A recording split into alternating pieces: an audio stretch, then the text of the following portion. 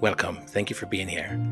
I usually don't do a prologue, but this entire episode is sort of a prologue to the 1,300 plus victims one brave prince exposed in media corruption in the UK. That really is in part two, if I am to be honest.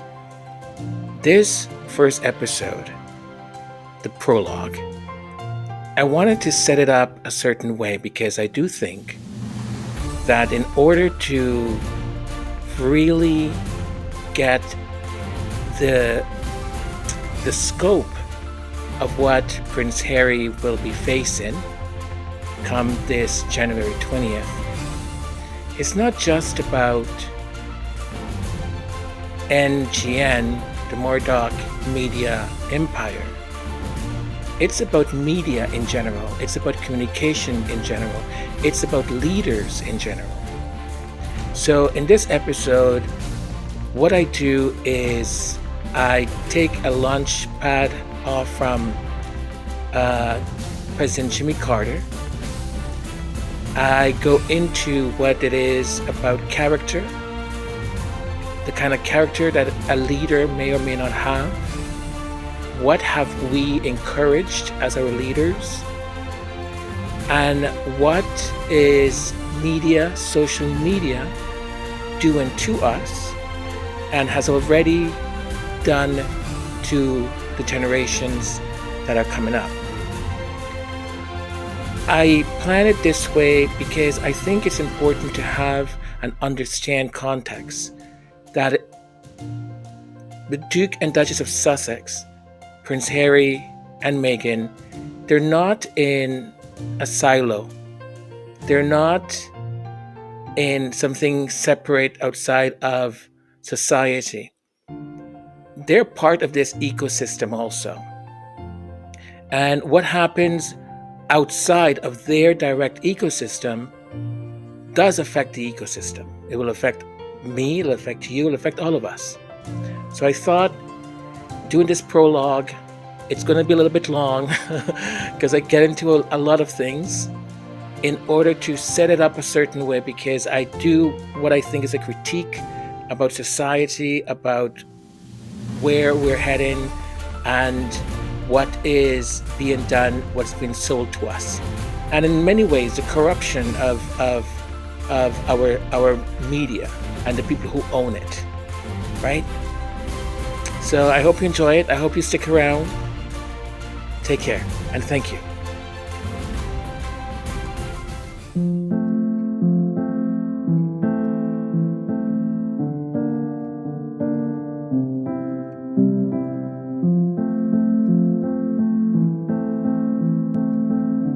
Welcome. This is Majesty Sussex Report, and I'm Antonio. Thank you for spending some of your valuable time here with us. So today I wanted to bring to you an article I read in Vanity Fair. It's titled How Prince Harry Planted a Ticking Time Bomb Under the Murdoch Empire. The headstrong royal is set to take on the media giant in court later this month.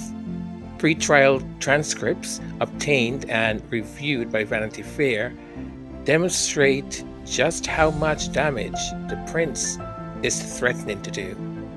And it's written by Clive Irvin, January 9th, 2025. So I'll read that out for you. So stick around. Thank you for being here.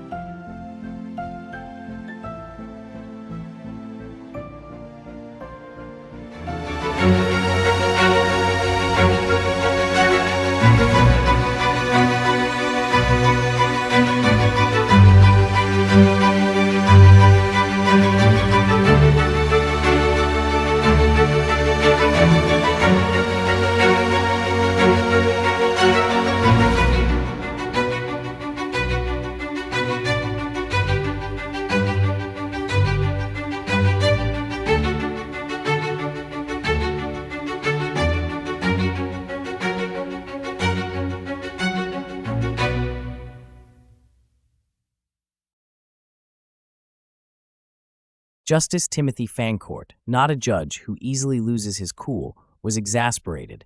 Addressing the counsel facing him in London's High Court, he snapped, "There is no question of that happening." The counsel, Anthony Hudson, was leading the team of lawyers representing Rupert Murdoch's News Group newspapers, NGN, in the civil case brought against them by Prince Harry, the Duke of Sussex, at a critical moment in December, when the judge was deciding how much evidence could be heard in an 8-week trial that will open on January 20th. It was a rare moment of open tension in a court where, by ancient custom, the opposing lawyers refer to each other as "my learned friend" and address the judge as "my lord," even though Fancourt is not a lord, just Sir Timothy. Hudson was asking for the trial to be delayed, complaining that there was not enough time for NGN's legal team to prepare. "I don't know which witnesses are going to be called or when. I don't know which documents are going to be relied on," he said, according to transcripts obtained and reviewed by Vanity Fair. The judge was having none of it, reminding Hudson that the parties have had years to get ready for this trial. He had a point. In its duration and complexity, this long-running saga has acquired something of the flavor of the notorious Jarndyce v. Jarndyce in Charles Dickens's novel Bleak House, a case so protracted that the litigants become mutually impoverished while the lawyers grow fat on their fees. Before he was a novelist, Dickens was a court reporter in this same precinct of London and was witness to similar predations. The narrative now is, of course, of another age and different in its plotting. There had long been doubt about whether Harry would hold out for a trial rather than settle. As Hudson himself explained to the court, more than 1,300 claims have been settled. NGN has repeatedly demonstrated its willingness to settle claims brought against it and more than properly compensated claimants. He seemed to be arguing that it was unreasonable of Harry to actually do what he always said he intended to do: hold the Murdoch empire publicly accountable for one of the most squalid episodes in the history of British journalism, in which hacking and so-called blagging, the obtaining of information through deceptive means, were allegedly widely used to violate the privacy of public figures and in attempts of compromise against politicians considered hostile to the Murdoch interests. However, as it has turned out, Harry's case does not involve phone hacking. He cites 30 articles and 20 incidents dating between 1998 and 2011, in which he claims that private investigators violated his privacy. Together, this involves 16 PIs and 23 journalists. The case does include allegations of blagging, specifically in stories alleging habitual drug use by Harry that his lawyer, David Sherborne, told the judge in December were untrue, even though, according to Sherborne, Rebecca Brooks, the chief executive of the Murdoch papers at the time, had assured Buckingham Palace that they were supported by evidence. But hacking is still cited by the other remaining claimant, whose case is included in the trial. Tom Watson, a former Labour Party Member of Parliament since elevated to the House of Lords as Lord Watson of Wyre Forest, was a prominent adversary of the Murdoch tabloids. His claims describe the alleged cost to him in the form of retaliatory actions taken against him. Watson broke from other politicians who decided to settle, insisting, like Harry, that he wanted a trial in the public interest. One of the witnesses to be called by Watson is the former Prime Minister, Gordon Brown, and both politicians are determined to prove the complicity of senior executive. Indeed, Hudson's request to delay the trial was not related to either the Harry or Watson claims, where the details are well rehearsed and agreed on between the parties, but to the first weeks of the trial that do not include those claims. Instead, this time will be devoted to what is referred to in a bland technical term as generic issues. This is where the real reputational threat to the Murdoch empire lies, like a ticking bomb. Sherborne has all along insisted that the trial should begin, not narrowly with the specific cases, but by drawing on evidence gathered in years of discovery, revealing that the Murdoch tabloid newsrooms allegedly deployed hacking, blagging, and private investigators at such a scale that it became institutionalized, and that, Sherborne has argued, this could never have happened without the knowledge and direction of senior Murdoch executives.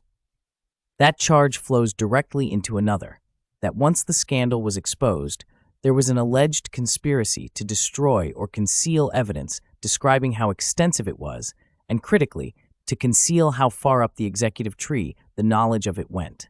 In classic forensic terms, who knew what and when did they know it? This is the last thing that Murdoch and his top executives want to happen.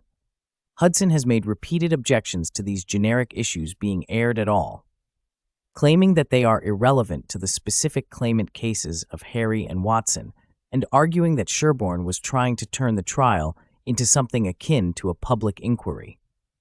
Then, in December, when requesting the delay, he complained that there were 200,000 pages of documents for him to digest, many of them witness statements. Fancourt, in response, turned that problem back on Hudson and his team. The defendant did a lot of work, but it was rather ill-directed in producing an unwieldy and far too detailed schedule. Fancourt had long ago accepted that, in principle, it was relevant to allow Harry's lawyers to build a picture of the modus operandi of the tabloids, but he was gimlet-eyed on what he would allow Sherborne to introduce in evidence and what he would not. It was therefore inevitable that Hudson would fail in his last-minute bid to keep the allegations from becoming public.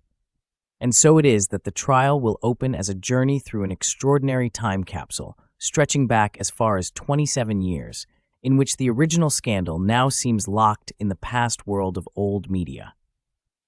The two Murdoch tabloids, the Sunday News of the World and the Sun, a daily, were in a race to the bottom with rivals at the Daily Mirror and Daily Mail.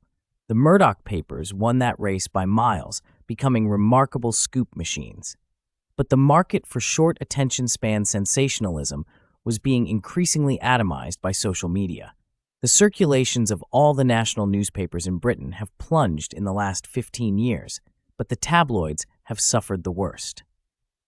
The News of the World was closed in 2011 as a result of the hacking scandal.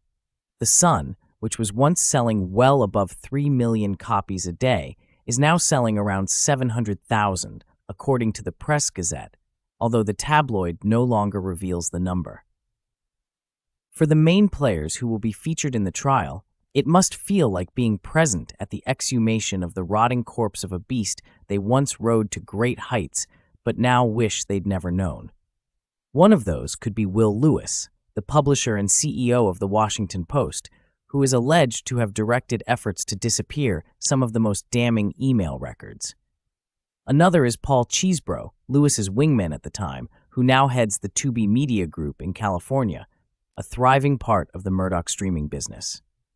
Cheesebro, as the hands-on digital expert in the Murdoch Empire's London headquarters during the events in question, is emerging as a key witness in the trial. At the December hearing, Hudson revealed that over the years of discovery, NGN had served 8 separate witness statements by him, and that Harry's lawyers want to cross-examine him for 5 to 6 hours. Lewis had denied any wrongdoing, and whether he will be called is not yet known.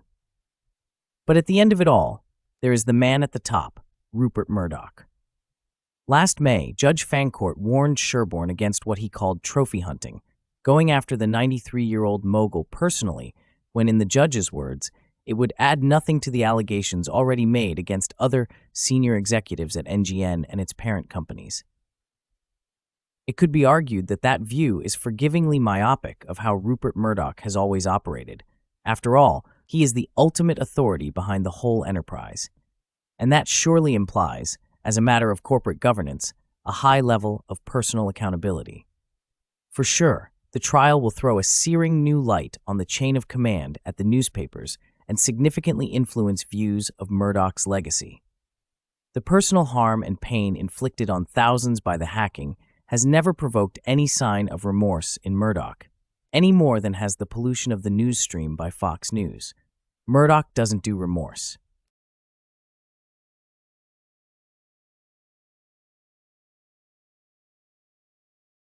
They were regular. They spent 4 years in the governor's mansion and 4 years at the White House, but the other 92 years they spent at home in Plains, Georgia. And one of the best ways to demonstrate that they were regular folks is to take them by that home. First of all, it looks like they might have built it themselves. Second of all, my grandfather was likely to show up at the door in some 70s short shorts and Crocs. And then you'd walk in the house and it was like thousands of other grandparents' house all across the South. Fishing trophies on the walls. The refrigerator, of course, was papered with pictures of grandchildren and then great-grandchildren. Their main phone, of course, had a cord and was stuck to the wall in the kitchen, like a museum piece.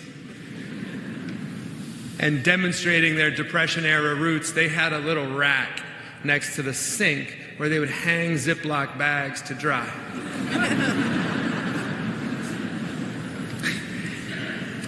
And demonstrating that they changed with the times. Eventually he did get a cell phone, and one time he called me sort of early on in that process. And on my phone it said, "Papa Mobile." So I answered it, of course. I said, "Hey, Papa." He said, "Who's this?" I said, "This is Jason." He said, "What are you doing?" I said, "I'm not doing anything. You called me." He said, "I didn't call you. I'm taking a picture." It was nuclear engineer, right? I mean, they were small town people who never forgot who they were and where they were from, no matter what happened in their lives. But I recognize that we are not here because he was just a regular guy. President Jimmy Carter. What a life well lived, right? A life well lived. A person that gave more than he took.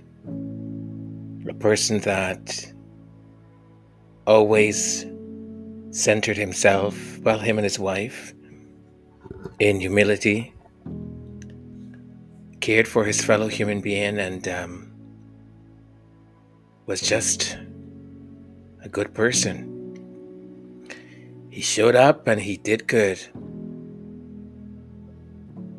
Incredible. I think it's just wonderful being able to listen to that clip of his grandson and telling those stories. I know what I found interesting was when the camera panned in and we see then we see the elect president of the U.S. and it occurred to me that he couldn't even bring himself to smile at what the grandson of President Jimmy Carter was relating, telling those stories that in many ways, again, humanized the man. Not like we needed any more to humanize him, but it certainly confirmed in many ways his inner soul, his heart, the humor of family, of these things that happen that brings a smile to our face.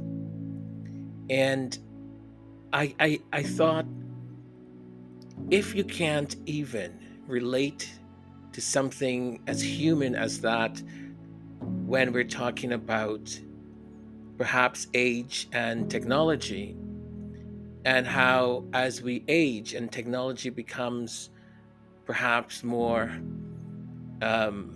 complex, or it's not easy to operate or understand, we then find ourselves in situations that become humorous, right? And if he doesn't have the capability, and this is the incoming president of the United States, the ability to smile or laugh at that experience that has been related, there is something that some have noted with the character or people that have endorsed the movement that this incoming president is leading or is head of, is that even when they have won, even when they have succeeded with the things that they said they wanted. There is still no satisfaction of success. There is still no satisfaction of success. There is no joy, there's no happiness. The joy comes from saying, look what I get, look what I do, look what I. We beat you, we won. It's, those people when you play board games with, or you play any games, period, and they gloat. Look, I like any other person, I love to win. Winning is great, it feels good, right? Losing is one of those things where you're like, oh, especially when you know you did your best. But losing also builds character. It helps us to reevaluate things and to get better. But you see, the people who are part of that movement, they seem to never find that point of happiness, because the things they're asking for, the things they want, even when they achieve it, they're not happy about it. Why? Because their happiness is not derived from working hard, achieving success, right? Achieving the goals that you have set out for yourself. No, their happiness derives from the misery of others. That is where their happiness arrives from. Their happiness arrives from, right, that whole sort of grievance politics, or in general, they find community happiness in blaming other people for every and anything that they think affects them. They're consistently and constantly looking for a group, a people, a person to attack, because they derive their happiness from that. The misery that they are able to inflict on others, the pain of others. That to me just sounds quite evil. Evil. I don't know any other word for it. I'm sure it exists, but I'm going to use very simplistic English because I'm a simplistic kind of guy. Just evil. And when I think of the people who we have elevated one way or another as a people, these are the people who we elevate. Whether spiritually, whether it's corporately, whether in any sort of environment, we have lost the ability to elevate people with values, people with morals, people who have a full understanding of the complexity of humans, the complexity of situations. We have lost that ability because whether it's technology, whether it's the messages we listen to, it has told us that we are better as individuals than we are as a group. So stuck watching a screen or getting information that you don't discuss, so you don't have several perspectives. What it does, it leads us down a path where all of a sudden we are celebrating these people. Elon Musk, some say he paid about $200 million to get the person who he backed elected. Some say it's more like $1 billion. I mean, it doesn't matter to him because he is en route to be the first trillionaire in the world. Trillionaire. Now, I don't know about you, but when I was a child, understanding numbers, understanding money and all of that, $1 billion, I could not fathom a person who had $1 billion. €1 billion, £1 billion. I just couldn't fathom, because I thought a person that would have that amount of wealth would own the world. Not only own the world, but they would be able, have the capacity, the ability to do so much good in the world. So much good for humanity. But not many of them do. And when they do, they always want something in return. It's a transaction for them. So, this person becoming the first trillionaire, that is an amount of money I cannot even process. And don't be naive that his wealth is all self made or he's a genius. He's not. He's none of those things. His wealth comes from the suffering and punishment of people. His father built their wealth in apartheid South Africa. And the rest, well, you can do research on it. So he was given money, same way how the new elected president of the United States was given money, millions, hundreds of millions of dollars.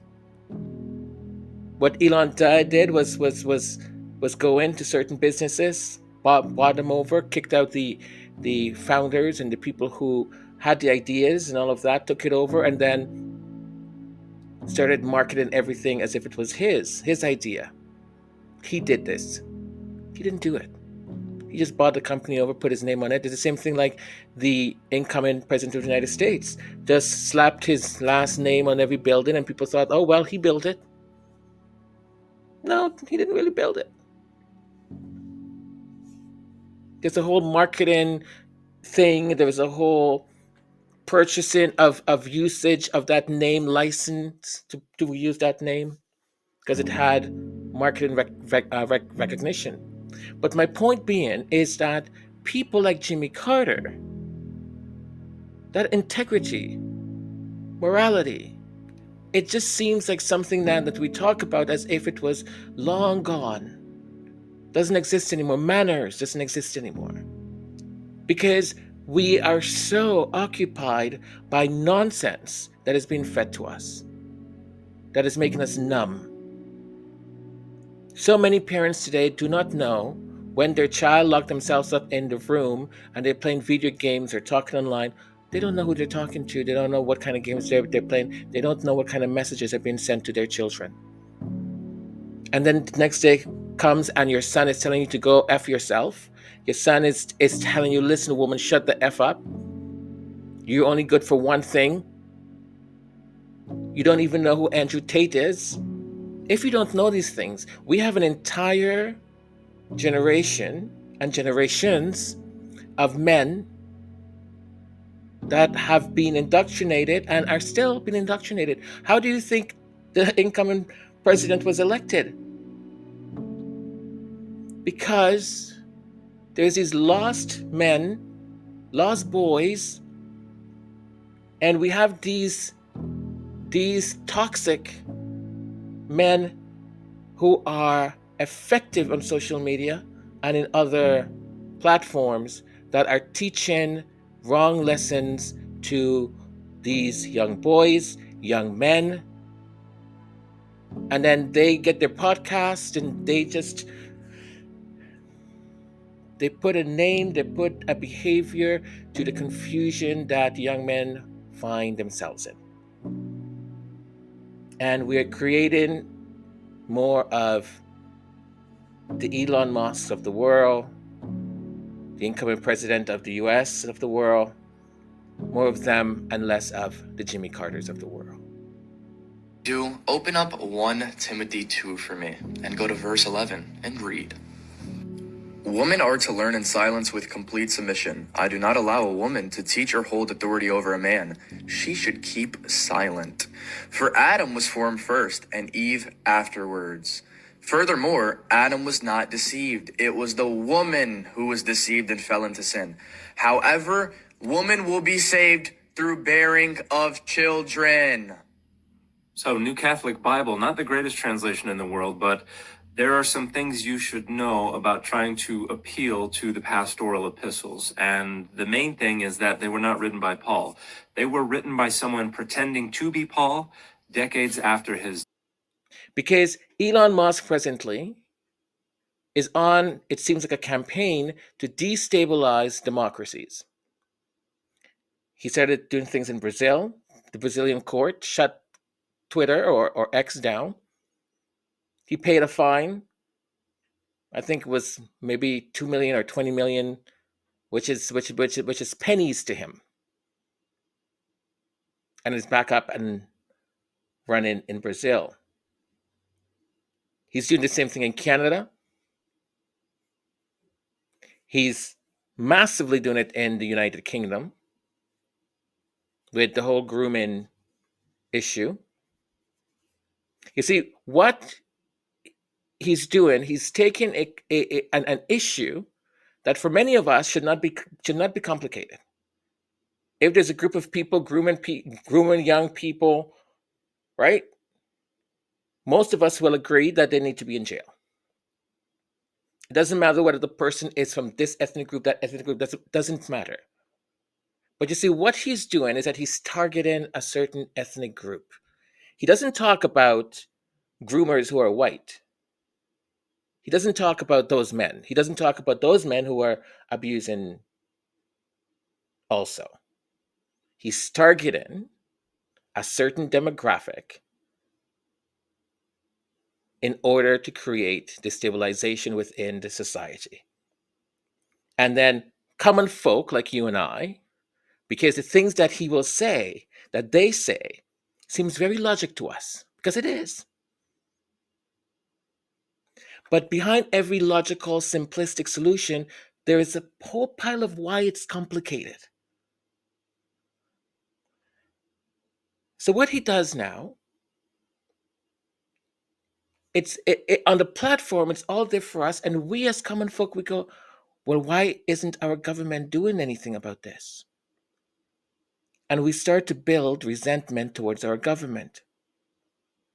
Not only towards our government, but also towards the group that he has told us to target.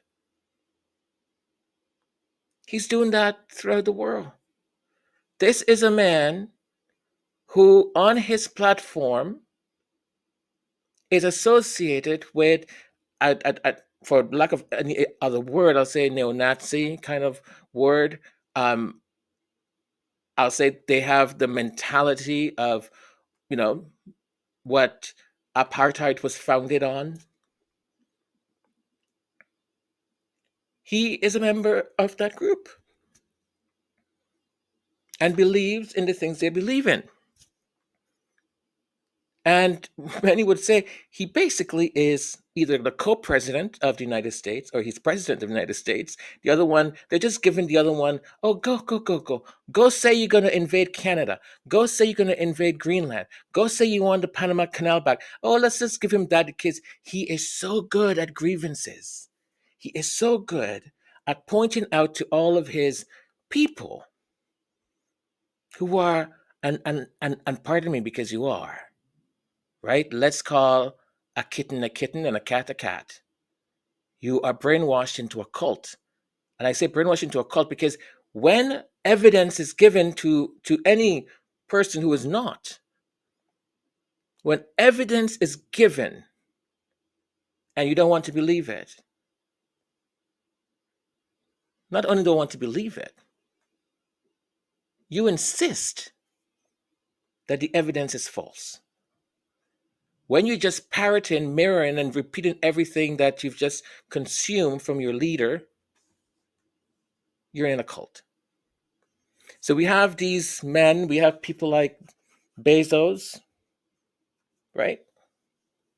All of them. And I give you that sort of long preamble to get to Murdoch. The Murdoch empire is not built on just nonsense. It's built on grievances. These men, what they do, they take. Their philosophy is to just take. They can never have enough. Never. Elon Musk is going to be a trillionaire. A trillionaire. And he's busy thinking about tax cuts that he can get. He's busy thinking about how much more money he can get out of the federal government. Right? Our systems are corrupt because we instinctively, we the people, instinctively we know right from wrong. We really do. We really do. We know right from wrong. But you see, in order to feed, in order to feed the evil, you must, you must lock up your reasoning. Throw away the keys. Then put some blindfolds on and follow blindly. And then comes a day where you don't even, you can open the door and let reason out free. You can take off the blindfolds. But you are so brainwashed already. At this point, you're just a zombie, following as you're told. Fox News, Murdoch Empire, they just take grievance and they start to just feed it to you. They feed it. So they feed the evil, feed the evil. We all, listen, in everything we do, everything as human beings, everything we do, there's always a choice. There's always a choice. Some people say, no, no, no, I was given no choice. No, there's always a choice. Always. Even in the most dire situations. The choices may not be great.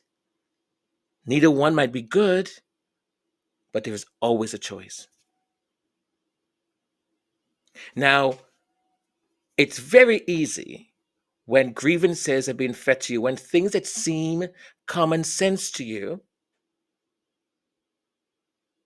right, is not being taken care of. If let's just say this, if, and this actually has happened. Let's take a population. Let's say, for example, a rural population. Pick anywhere in the world. And you only show them movies with a certain ethnic group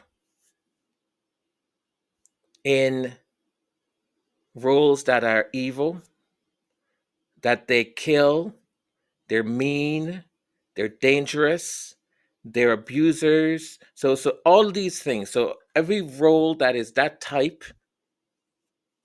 will only be performed by a certain ethnic group.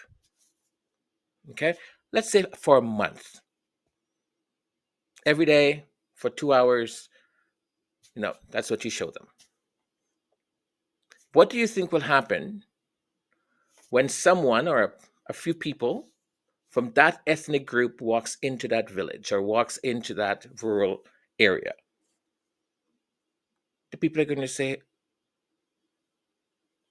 we don't want them here because you are this, this, this, this, and this. We don't want your type here. We have a safe and okay community. We don't want you here. Segregation, a lot, that just didn't happen. It just didn't happen. People are not born and automatically they think, okay, well, this is this and that is that. No. We learn these things. We're told these things. And for some of us, you become self-fulfilling prophecies. Because if I only am able to watch or see representation of my kind, people that look like me, that are robbers, prostitutes, beaters, killers, drug dealers, I'm going to start to think that is all I'm capable of. So what the Murdoch empire has done with media, they go into a country, they go into a village, they go into a rural area, they buy up the local newspaper, they buy up the local TV station, and they start to pump their ideology of grievances into that population. And even if you only believed that, whatever that grievance is, 1%, within a month or two, you'll find yourself believing 50%. 6 months, 80%. Within a year, you have been fully converted. Because for a full year, all you saw was that my type of people, people who look like me, are either prostitutes, drug dealers, killers, etc., etc. And that is what they do. So if they want to character assassinate you, when they control so much of the medium and people's beliefs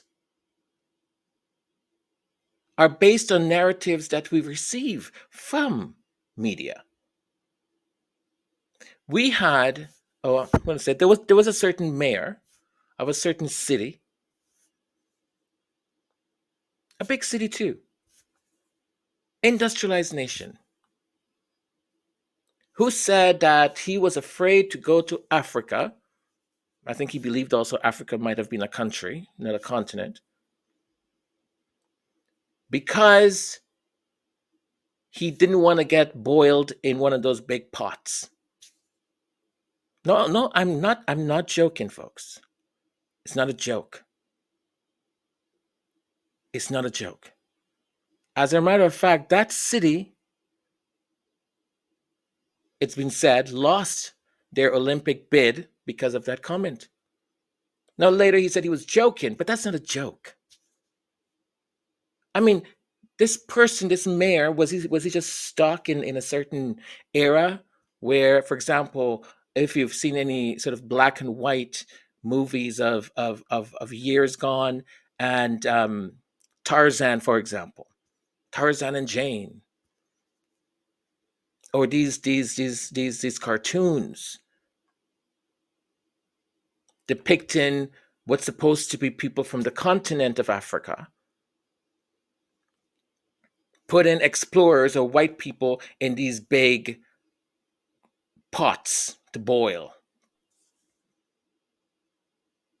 And this is an intelligent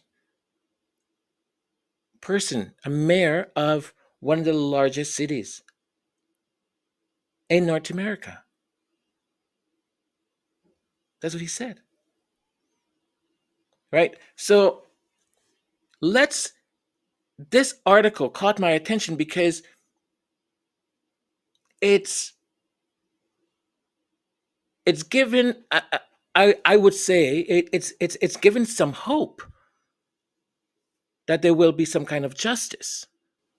Because what, to me, right, this ongoing battle, this legal battle between Prince Harry, Rupert Murdoch's News Corp newspapers, what it highlights is an extraordinary confluence of courage, systemic failure, and the toxic grip of media moguls on truth and on humanity. Look at what Elon Musk is doing on Twitter, X. Look at the power that he has got, that an entire population of a country, by just a few of his tweets, whether truth or conflated or however he twists it, can disable an entire democracy. The Prime Minister of Canada recently announced that he, announced his resignation.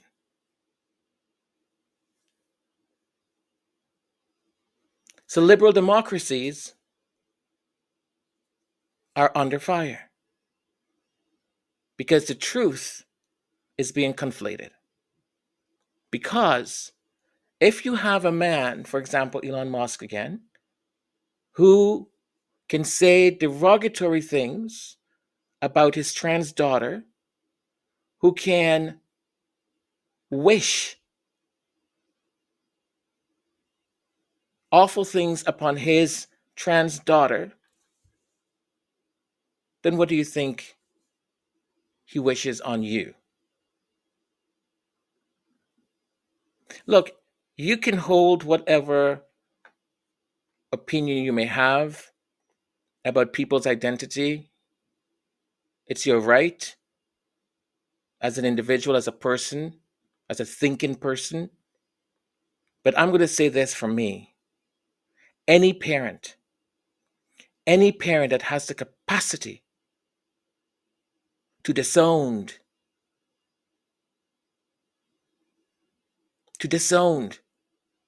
their own child, and I don't care if that child is 8, 10, 12, 17, 19, 20, 21, 25, 26, 30. I don't care the age. Any parent that brought a life into this world and then decides when that child says to you, I am this.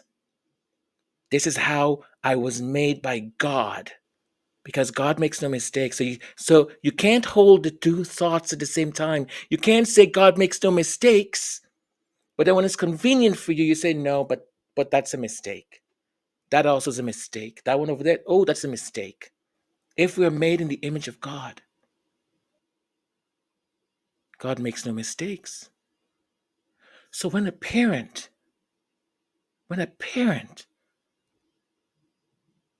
disowns, kicks out a child, what happens? What happens to that child? That child now has been given over to evil. They're alone on the streets. They've been given over to evil. You, as a parent, you've said, nothing. Don't want to do with it. So do you think the messages that these people post on their platform that they own, media corporations that they own, if you look at the people who own these things, you look at their soul, their heart, you look at the person, it's a reflection. Many of them say, oh, no, it's independent. Is it? I mean, the Washington Post, owned by Jeff Bezos, did not give their support to one of the candidates running for US presidency in this last election. I mean, they hinted, but he owns it. So there's no editorial independence. He basically said, no, we're not going to do that because they wanted a certain person to win. So it's an enormous amount of courage that Prince Harry has. Prince Harry's unwavering determination to hold NGN accountable is both commendable and crucial. Because in an age where the scales of justice are often tipped by wealth and influence, Harry's refusal to settle, a path chosen by over 1,300 plus other victims, had to settle. And that is a statement. What Harry is doing is a statement of defiance against a system designed to silence and exhaust anyone challenging the media.